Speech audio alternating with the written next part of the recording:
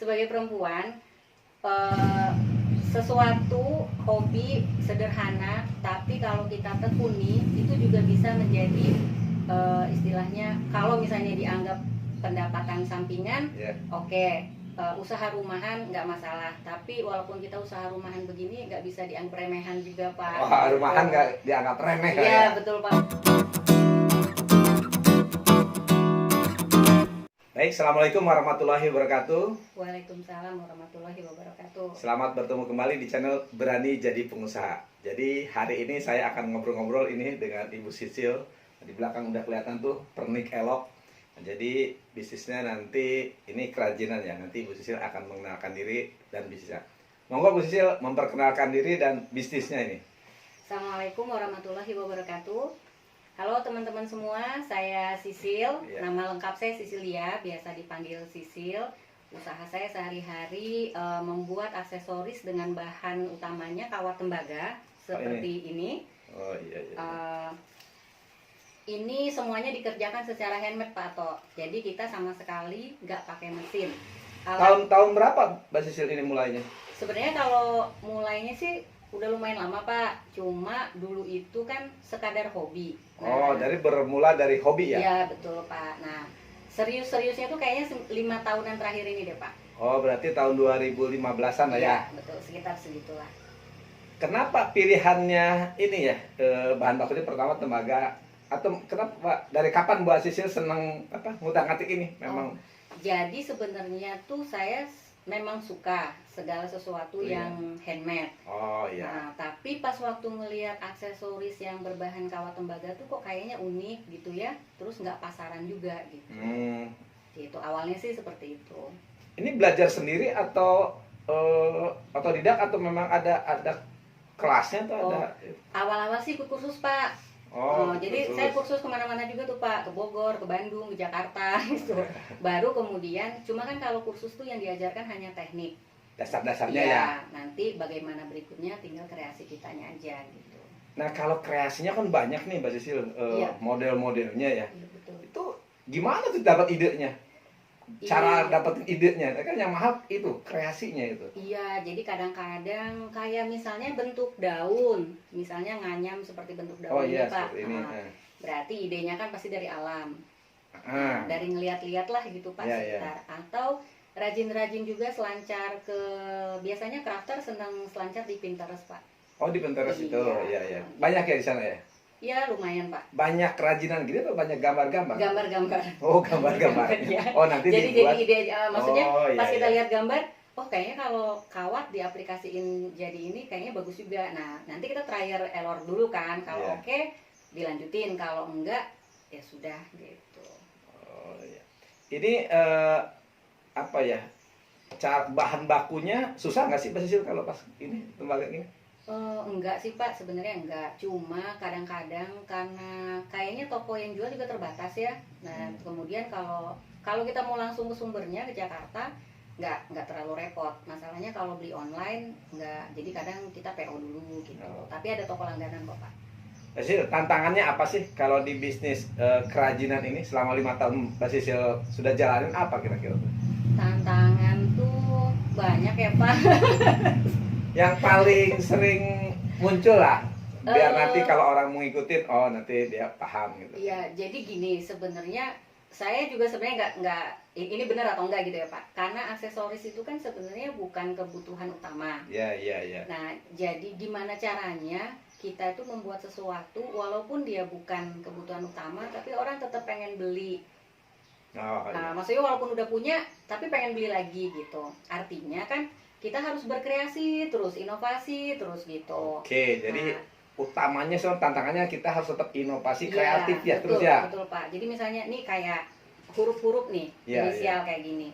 Nah, tadinya kan nggak kepikiran juga gitu. Iya. Tapi kemudian ternyata peminatnya banyak gitu. Terus karena huruf itu kan beda-beda, jadi nama-nama orang inisial beda-beda. Inisial beda-beda, jadi kan terus aja gitu. Nah, pokoknya A sampai Z ada lah. Ada gitu. Nah, terus kedua kayaknya tantangannya Kalau di pemasaran gimana kalau pemasaran? Pemasaran sih, saya sih selama ini pakai online ya Pak. Sebenarnya kalau untuk online tuh pemasaran kayaknya masih luas banget. Masih luas banget. Kalau kalau saya kan paling banyak tuh di Instagram ya Pak. Oh, lewat Instagram online-nya. Iya, Oke. dari Instagram. Kalau lihat insight-nya Instagram saya, itu buyer saya tuh paling banyak tuh, customer saya tuh paling banyak Jabodetabek. Oh, Paling paling banyak. jadi kan sebenarnya di luar Jabodetabek itu masih luas banget pasarnya, gitu Pak. Apa sih Mbak Sisil yang ingin disampaikan dari bisnis ini buat teman-teman kalau ngerjain sesuatu yang tadinya hobi terus harus berkreasi apa tuh? Kalau menurut saya sebagai perempuan nih Pak, Ya. sebagai perempuan, Ya. sebagai perempuan sesuatu hobi sederhana, tapi kalau kita tekuni itu juga bisa menjadi istilahnya kalau misalnya dianggap pendapatan sampingan, Ya. oke. Usaha rumahan nggak masalah, tapi walaupun kita usaha rumahan begini nggak bisa dianggap remehan juga Pak. Wah, rumahan nggak dianggap remeh Iya ya? betul Pak, walaupun ya kayak gini Pak Ato lihat sendiri kan kondisinya, mini workshop saya juga nggak terlalu besar gitu, tapi insya Allah gitu dengan kegiatan seperti ini positifnya banyak, teman kita banyak, sampai kenal Pak Ato juga kan akhirnya. Terus bersama belajar terus juga sama teman-teman TDA gitu, banyak silaturahimnya juga. Jadi tidak hanya dari nilai jual belinya, tapi silaturahimnya juga luar biasa. Oke. Gitu, Pak. Jadi tadi buat yang mau berusaha ya, coba dari hobi tuh ternyata juga bisa. Nah, Mbak Sisil kan seneng nih yang tadi pernak-pernik, akhirnya ketemulah pilihan produknya di apa. Terus tadi tantangannya kan harus tetap kreatif, karena ya tadi ini kan bukan yang utama ya, jadi bagaimana orang juga dapatkan value lah, nilainya ya, bukan sekedar barang aja, jadi dia akan bangga nanti kalau dipakai gitu. Ini produknya apa aja sih Mbak Sisil? Boleh dikasih lihat nih Pak? Boleh, nanti sekalian saya juga mungkin dikasih gambar-gambarnya apa aja tuh. Iya, jadi pernik elok itu selain bros kayak gini, ada juga kalung Oke, seperti ini Pak. Oke, kalung juga macam-macam nih bentuknya. Terus ada juga gelang juga bentuknya macam-macam. Ada yang Nah, ini kalung. Nah, Oke, nanti kita lipat aja ya bentuk ini ya, Mbak Sisil ya. Ini berarti sebagian bentuk-bentuknya ya. iya. Nah, ada kalung, ada gelang. Oh, ini cincin. bagus-bagus. Ini apa? Batu apa ini? Ini batu druzi Pak, dari Pacitan. Luar biasa. Jadi memang batunya itu ciri khasnya tuh di atasnya berkristalisasi gitu. Jadi nggak rata. Oke. Semakin kristalisasinya semakin tampak, harganya juga lebih Mulai dari berapa sih ini? Mulai paling Murah. murah berapa? Paling mahal berapa? Sempat apa yang ada di Mbak Sisil ini? 5.000-an ada kok Pak Oh, satuannya. ada 5.000-an. Iya. Itu Yang 5.000 handmade juga loh Pak, dan tanpa lem. Nah, ini mulai dari 5.000 nih. Iya. Kalau yang paling mahal berapa? Paling mahal sekarang produknya lagi nggak ada, tapi biasanya kalau kalung-kalung gitu Yeah. Pak bisa ada yang 500, 600. Oh, oke, berarti Terus ini terutama kalau custom order, Yeah. request gitu, Yeah. itu biasanya lebih mahal. Nah, kalau mengerjakan yang model gini berapa lama nih Mbak Sisil nih? Jadi kalau pengerjaan itu kan kita dibagi ya Pak. Yeah. Jadi misalnya mengikat batunya aja. Jadi untuk ini kan batunya ini nggak ada bolongan ya Pak. Jadi Yeah. kita harus ikat. Ya. Nah ini namanya netting. Biasanya kita netting dulu banyak-banyak. Oh. Jadi ada ini kayak gini Pak. Nanti Bapak bisa shoot. Nah ini kita netting aja banyak-banyak Pak. Tapi sebenarnya saya udah punya konsep nettingan yang kayak gini nanti dibikin apa gitu. Oh, jadi ya bahan dasarnya nanti sudah dibuatin. Ya. Mungkin Nanti baru untuk dirangkai. Untuk ini juga biar moodnya nggak ini ya lagi. Iya bener Pak. Iya kan? Kalau sampai selesai kan kadang-kadang suntuk kan? Karena iya. salah itu juga tuh Pak, salah dua tantangannya. Kalau berdasarkan dari hobi gitu ya, crafter biasanya tuh moodnya Iya. sering hilang, mudik nggak pulang-pulang gitu. Biar moodnya nggak hilang, biasanya apa tuh yang dilakukan kalau Mbak Sisil? Itu Pak rajin-rajin cek saldo rekening Pak. Enggak sih Pak, jadi Iya memang sih namanya saldo rekening ya pastilah harus dicek ya Pak ya. Iya. Kan saya kan ada yang bantu juga asisten. Nah tapi maksudnya biasanya saya mempelajari hal yang baru. Oke. Jadi misalnya saya udah jenuh juga nih model Iya. kayak gini gitu. Nah saya aja yang bikin jenuh, mungkin juga yang pakai jenuh gitu kan. Maksudnya pembeli juga jenuh. Jadi saya harus berkreasi, berinovasi misalnya dengan yang lain. Nah ada yang terbaru Pak produk saya Pak. Apa tuh?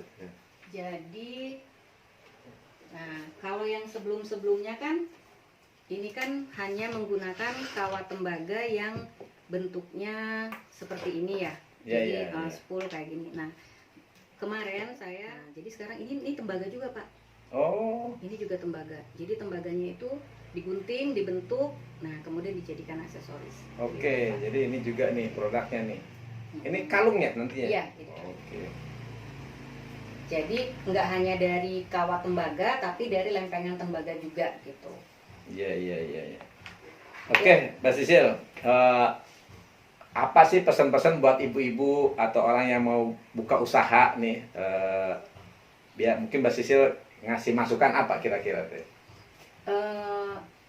Karena saya tuh berdasarnya dari hobi ya Pak ya. Nah. Jadi sebenarnya hobi itu kalau kita tekuni step by stepnya gitu, terus tetap belajar gitu, itu juga bisa menghasilkan kok gitu.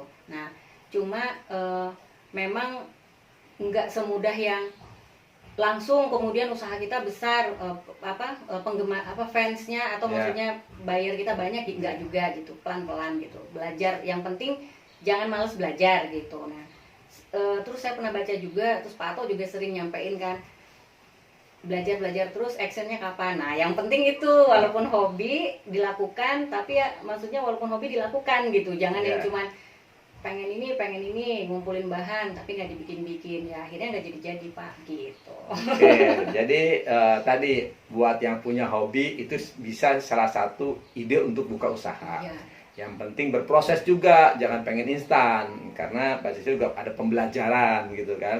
Dan tadi harus segera action. action iya. Karena tadi nggak bisa cuma di pikiran, di ide aja, mulai aja dari ya tadi ini dari rumah juga tadinya, dari sekedar mungkin ngisi kegiatan ya, ngisi benar. waktu sampai akhirnya sekarang bisa menghasilkan gitu. Oke, Mbak Sisil, terima kasih nih atas Sama-sama, waktunya, atas sama-sama, ngobrol-ngobrolnya. Pak. Saya yang terima kasih, Pak. Mudah-mudahan jadi inspirasi nih buat Amin. orang-orang yang pengen usaha dari rumah dan berdasarkan hobi. Terima Terima kasih, kasih. Pak Tok. Sama-sama. Assalamualaikum warahmatullahi wabarakatuh. Waalaikumsalam warahmatullahi wabarakatuh.